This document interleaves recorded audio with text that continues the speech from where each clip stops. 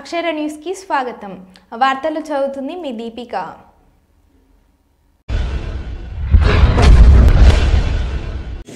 కోట్ల పట్టణంలో పసుపు బోర్డు ఏర్పాటు చేయడంలో కృషి చేసిన మన ఎంపీ అరవింద్ గారికి, అదేవిధంగా దీని మొత్తం కూడా సహకరించిన మహోన్నతమైన వ్యక్తి మన ప్రధానమంత్రి మోడీ గారు.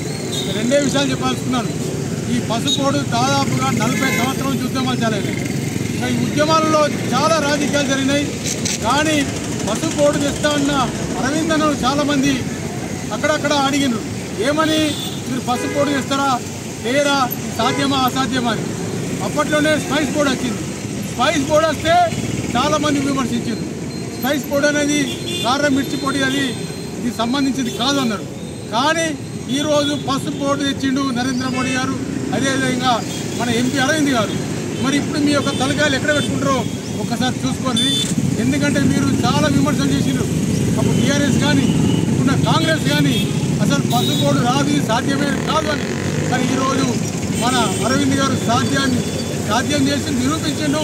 అదేవిధంగా ఈరోజు పసుపు ధరలను నియంత్రించేది నిజామాబాద్ కావడం అనేది చాలా సంతోషకరమైన వార్త.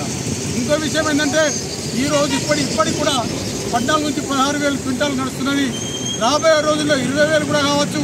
కాబట్టి ఈ యొక్క పసుపు రైతులందరూ కూడా ఆనందదాయకంగా, ముఖ్యంగా సంక్రాంతి పండుగ అంటేనే రైతులు పంట అంతా కూడా ఇంటికి వస్తుంది.